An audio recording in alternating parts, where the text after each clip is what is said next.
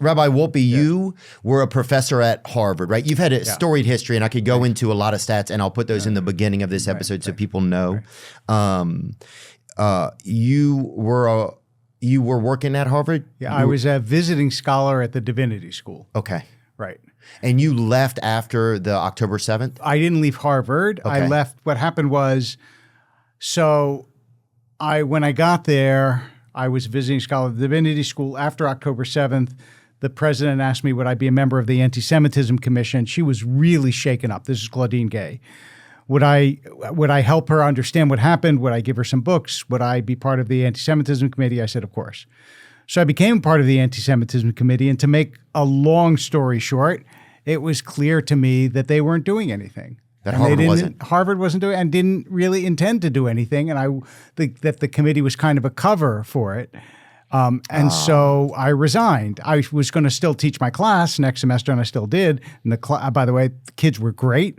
They were great. And most of the students at Harvard, like students everywhere, just want to get a job, want to finish their degree, but not all. But when I resigned, it became a giant public thing, which I did not expect, because I think people were so fed up with the idiocies and the radicalism and the just thoughtlessness of the demonstrations and also of some of the faculty. And so we're still, as you know, we're still fighting this. I mean, there are lawsuits now and testimony and I didn't even know that. Oh yeah, it's an ongoing thing. So, and all of the universities are trying to recover. I've never seen any institution ever lose as much credibility overnight as Harvard. I mean, Harvard was Harvard. Yeah. It's like I watched a season of this show Suits. I don't know if you've ever seen it. Yeah, I've seen it. So my friend used to be in it. She had a list too, really? Actually, yeah, but that doesn't matter. And it's all about, we only hire from Harvard. Yeah. Only hire from Harvard. And it's so funny because I'm watching this and I'm thinking, wait, you have no idea. You would never say that now because their stock has plummeted. Do you mean just amongst Jewish families who would send their children there, or do you just mean overall? Overall. I mean, there are law firms, major law firms, some of them not Jewish law firms, who said we're not hiring from Harvard because we don't want kids who part of the issue is that they were not solely anti-Israel, anti-Jewish. They were anti-American, anti-democratic, anti-Western.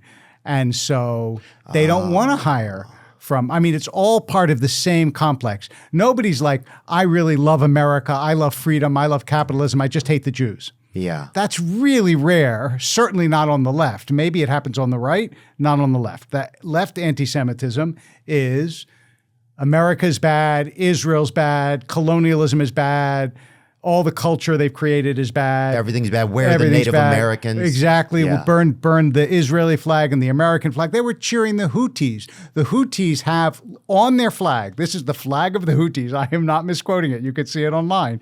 It says, death to America, death to Israel, death to the Jews, God is great.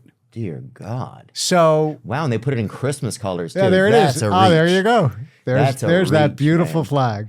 Oh my gosh. And the Houthis are from Yemen, and they were blocking all the shipping in the straits. Yeah.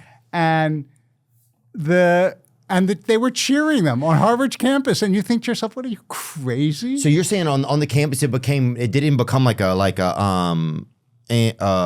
pro-Israel or pro or anti-Israel or pro-Palestine or anti. It became all this other much stuff? bigger than that. Yes. So as a result, and the fact that Harvard didn't, other places did take almost immediate action. And guess what? If you tell students you're not going to be able to graduate if you don't stop protesting, they stop protesting, amazingly enough.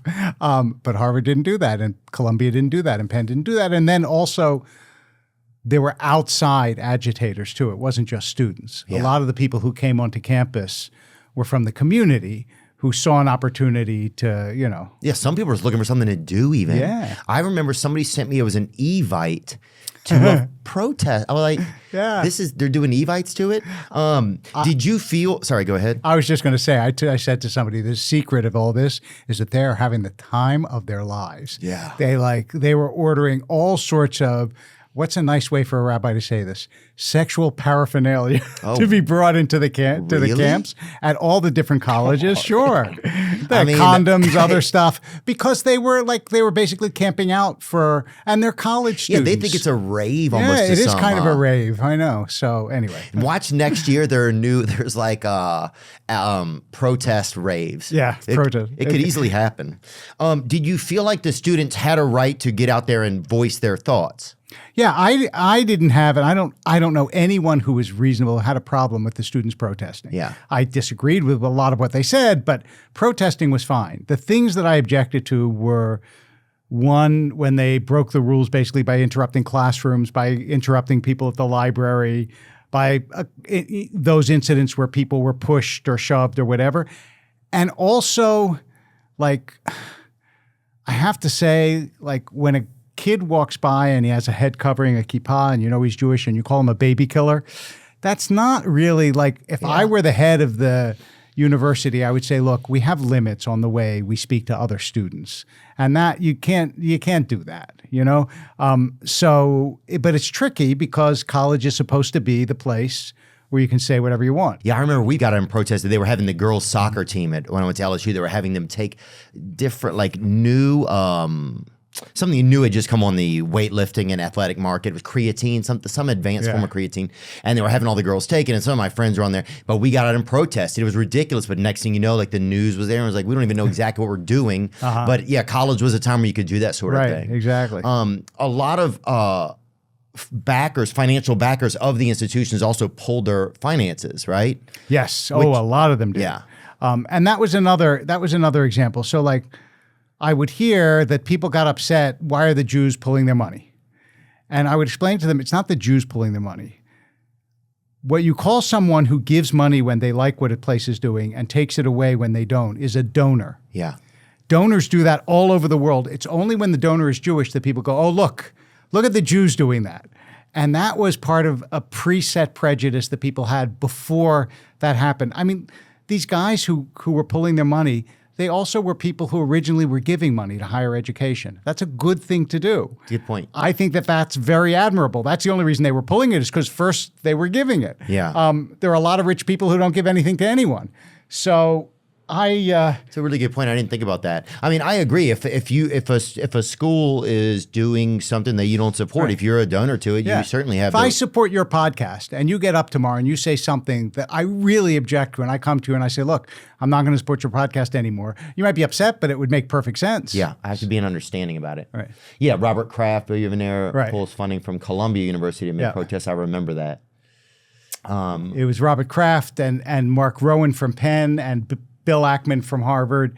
And all of them also felt like this is a way to draw attention to, and then they said, we're going to give to universities that do protect students. It's not like they weren't going to give to universities, they were going to give to different ones. So you don't think it was that people were protesting one way or the other about the conflict? It was more about how they were doing it and what the school was allowing? So it's complicated. I would say this.